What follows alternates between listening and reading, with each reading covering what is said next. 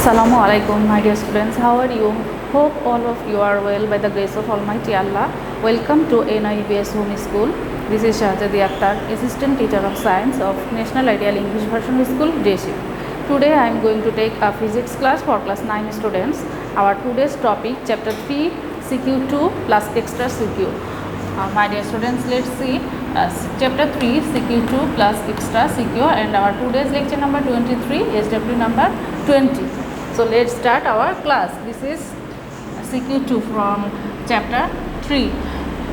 See this stem at first. An object of mass 5 kg moving in linear motion with a velocity of 5 meter per second hits another object and changes the momentum of the second object by an amount 4 kg meter per second. The masses of both objects remain unchanged after the collision. Now come to question number A. Which property of matter is a measure of inertia? My dear students, I think all of you have understood this question. Which property of matter is a measure of inertia? We know mass. The answer will be mass. Mass is the measurement of inertia. Now question number B. What do you mean by the statement the applied force is proportional to the change of momentum? The applied force is proportional to the change of momentum. According to Newton's second law of motion, answer will be according to Newton's second law of motion, applied force is proportional to the rate of change of momentum. My dear students, now we have already learned this Newton's laws of motion. This is Newton's second laws of motion. Okay, so applied force is proportional to the change of momentum means if a force with large magnitude is applied on an object for a certain time period, then change of momentum will be greater. Okay, if I am repeating, if a force with larger magnitude is applied on an object for a certain time period, then the change of momentum will be greater. And if a force with smaller magnitude of applied on that same object for same time period, then the change of momentum will be smaller. Suppose we know applied force, that means F proportional, applied force is proportional to the rate of change of momentum, that means mv minus mu divided by t. What do you mean by this statement? That means if force will be larger, then the change of momentum also will be larger, and if force will be smaller, then the change of momentum will be smaller. Okay, now come to question number C. What is the final velocity of the first object? This is a mathematical problem. My dear students, let's do this mathematical problem now. Okay, at first we have to write what is the given here. Given mass of the first object, an object of mass 5 kg moving in linear motion. That means here given the mass of the first object, that means m1 given 5 kg. The initial velocity, linear object with a velocity of 5 meter per second, that means this is the initial velocity, u1 is 5 meter per second. Okay, the change of momentum, okay, here's another object and change the momentum of the second object by an amount. Here given the change of momentum of second object. Okay, that means we have to at first write the change of momentum of first object. What will be the change of momentum of first object? It will be m1 into v1 minus e1. This is the change of momentum of first object, and here given the change of momentum of second object is m2 into v2 minus u2 equals to 4 kg meter per second. This is the change of momentum of second object, and we have to find out the final velocity. What is the final velocity of the first object? That means v1 equals to what? And we know, let's assume that during the collision, force applied by the first object on second object is F2. My dear students, I am repeating, during collision, force applied by the first object on the second object. See, this one is first object and this one is second object, and during collision the first object by the second object is F2 and the reaction is F1. Okay.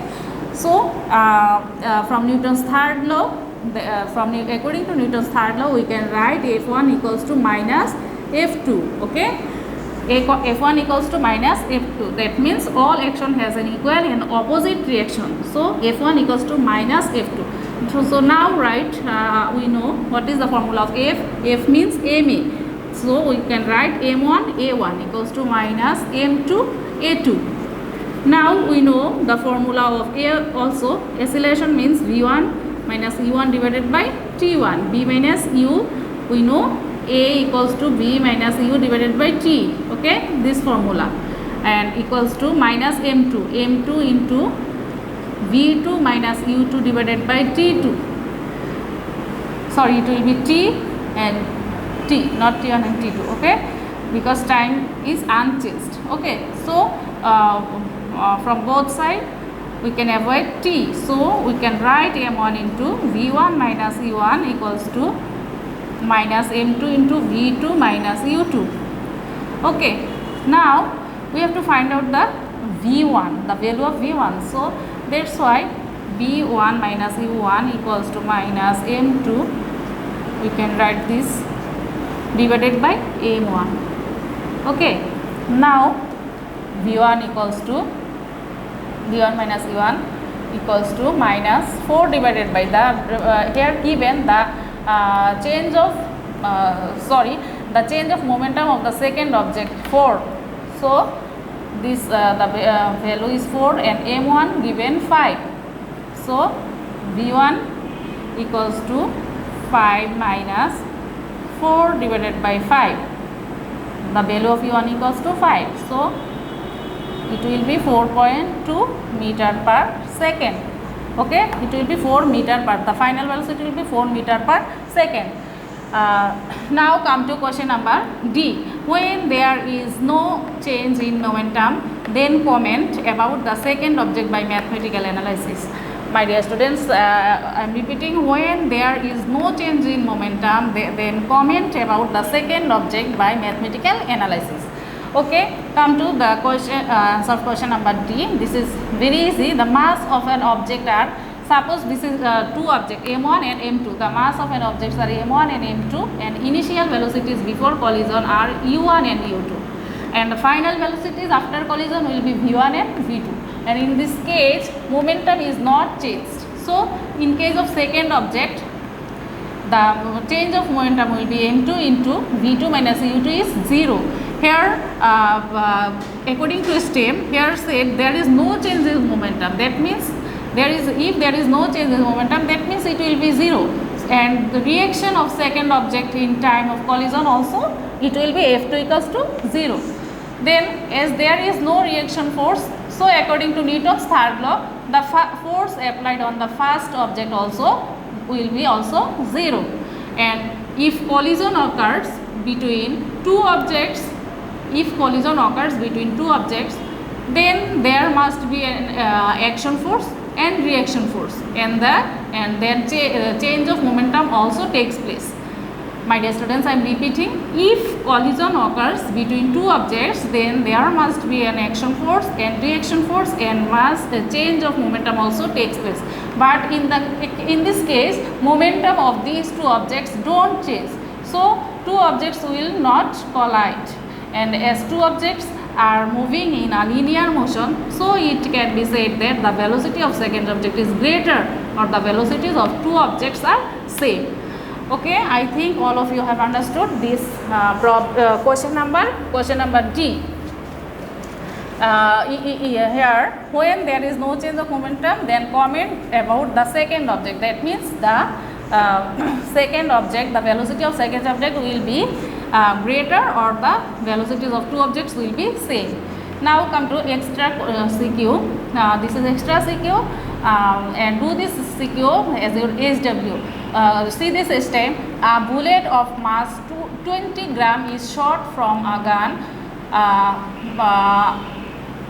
I am repeating, a bullet of mass 20 gram is shot from a gun with a velocity of 2000 meter per second. The bullet stops after penetrating 6 centimeter of a wood. Now come to question number C. If the mass of the gun is 15 kg, what will be the backward velocity? My dear students, see, at first you have to write the given. What is given here? Given the mass of the gun. Okay, this is it will be capital, and the mass of the bullet, it will be small. Okay, so suppose mass of the bullet small m here given 20 gram.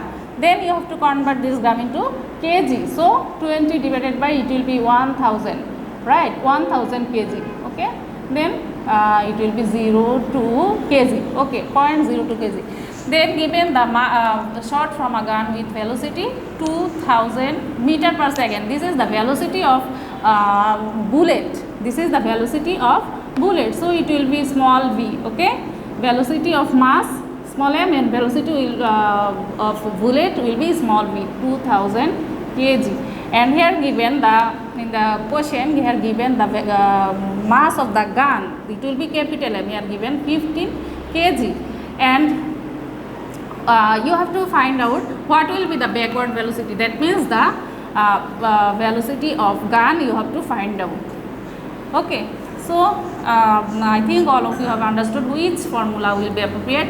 Here formula will be mv equals to capital MV equals to small m. Then you have to find, you can easily find out the value of b. Okay, okay, now come to question number D. Determine the resistive force of the bullet in the light of the stem. In the light of the stem, you have to find out the resistive force of the bullet.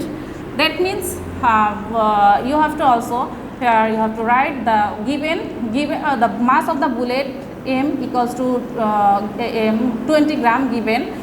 The initial velocity of the bullet, this is u, also given. U is 2000 meter per second. This is the initial velocity of bullet. Okay, the final velocity will be 0 because the bullet stops after penetrating. Okay, that means the final velocity will be 0.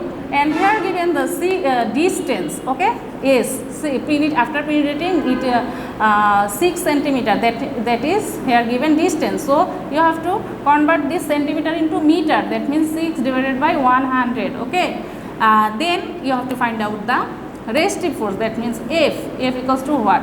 So we know F equals to ma. We have to use this formula, but here given m, and we have to find out F. That means a, we have to find out the acceleration a, and to find out the acceleration a, we have to use this formula, v square equals to u square plus 2as, because here given initial velocity, final velocity and distance. So you have to use this formula.